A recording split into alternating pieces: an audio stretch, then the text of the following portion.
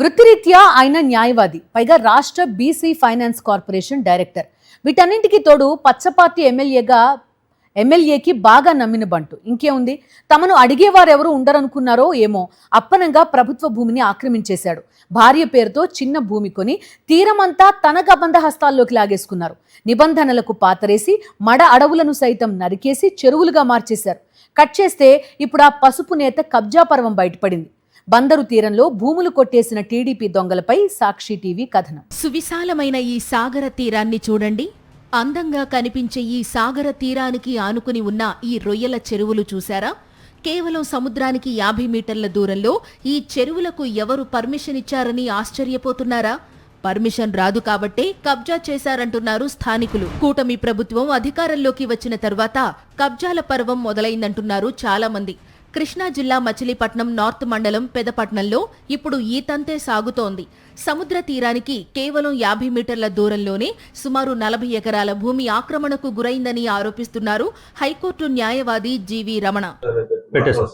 Bar council వాళ్ళ ముందు మచిలీపట్నం వాళ్ళ బట్టపల్లి బార్కు పెట్టేశారు. పెడన నియోజకవర్గం బంటుమిల్లికి చెందిన న్యాయవాది, రాష్ట్ర బీసీ ఫైనాన్స్ కార్పొరేషన్ డైరెక్టర్ గా వ్యవహరిస్తున్న అంగర రంగనాథ్ ఈ భూములను కబ్జా చేశాడని ఆరోపణలు వెల్లువెత్తుతున్నాయి. అంగర రంగనాథ్ తన భార్య పేరిట 2025 జూన్లో పెదపట్నం పంచాయతీలో 16 సెంట్ల భూమిని కొనుగోలు చేశారు. ఆ 16 సెంట్ల స్థలం చుట్టూ ఉన్న సర్వే నంబర్లు 181, 182/1, 182/2, 155/A, బిల్లోని 40 ఎకరాల ప్రభుత్వ అటవీ భూములను మరో 5గురితో కలిసి ఆక్రమించారనే ఆరోపణలున్నాయి. సర్వే నంబర్ 155A, 155Bలోని 20 ఎకరాల్లో ఉన్న మడ అడవులను కూడా నరికేసి రొయ్యల చెరువులుగా మార్చేశారని ఆరోపిస్తున్నారు హైకోర్టు న్యాయవాది జీవి రమణ.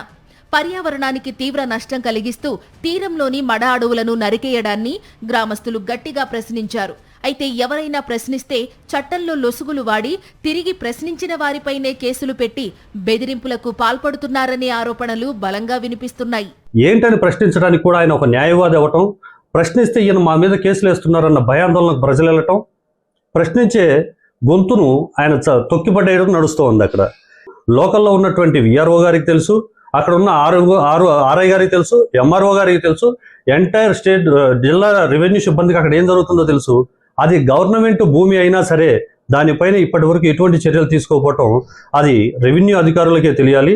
న్యాయవాది, టీడీపీ నేత, పైగా రాష్ట్రంలోని కూటమి ముఖ్య నేతలతో పరిచయాలు కలిగిన వ్యక్తి కావడంతో అంగర రంగనాథ్ భూదాహానికి, కబ్జాల పర్వానికి ఎవ్వరూ అడ్డు చెప్పలేకపోతున్నారట. వాస్తవానికి సముద్ర తీరంలో సిఆర్జెడ్ నిబంధనల ప్రకారం ఎవరూ ఎలాంటి ఆక్రమణలు, చెరువులు, కట్టడాలు చేయకూడదు. చట్టరీత్యా అది నేరం. కానీ అధికార పార్టీ నేత, న్యాయవాది కావడంతో రంగనాథ్ దర్జాగా సముద్ర తీరానికి 50 మీటర్ల దూరంలోనే చెరువులు తవ్వేశారు. సిఆర్జెడ్ జోన్ సార్ ఇది సముద్ర తీరం. ఈ సముద్ర తీరానికి కరెక్ట్గా 50 మీటర్ల లోపే సుమారు 40 ఎకరాలను ఈ సర్వే నంబర్లలో ఆయన 181, 182, 155A, 155Bలలో ఆక్రమించుకోవడం జరిగింది. ఈ యొక్క 182, 181 అన్నవి ప్రభుత్వం వారి దిబ్బలండి. టోటల్లీ సెన్సిటివ్ జోన్ అంటారు సార్ దీన్ని. ఈ సెన్సిటివ్ జోన్లో జామాయిల తోట, ఇప్పుడు ఈ జామాయిల తోట అయిపోయిన తదుపరి ఇటువైపున కొబ్బరి తోట పెట్టడానికి ఆయన చదును చేసి పెట్టడం జరిగింది. ఈ పొలాలకి ఈ చెరువుకి మధ్యలో కేవలం 50 నుంచి 100 మీటర్ల లోపు మాత్రమే సముద్ర తీరం ఉంది. సుమారు 20 ఎకరాల్లోని మడ అడవులను తవ్వేసి చదును చేసి చెరువులుగా మార్చేయాలని చూస్తున్నా ఎవరూ ప్రశ్నించే ధైర్యం చేయడం లేదు. ఇలాంటి అక్రమాలకు విద్యుత్ శాఖ అధికారులు అనుమతి ఇవ్వడంతో పాటు 2 ట్రాన్స్ఫార్మర్లు కూడా ఏర్పాటు చేశారు. ఎంతమంది ఎన్ని ఫిర్యాదులు చేసినా అధికారుల్లో చలనం రాకపోవడంతో హైకోర్టు న్యాయవాది జీవి రమణ జిల్లా కలెక్టర్కు గ్రీవెన్స్లో ఫిర్యాదు చేశారు.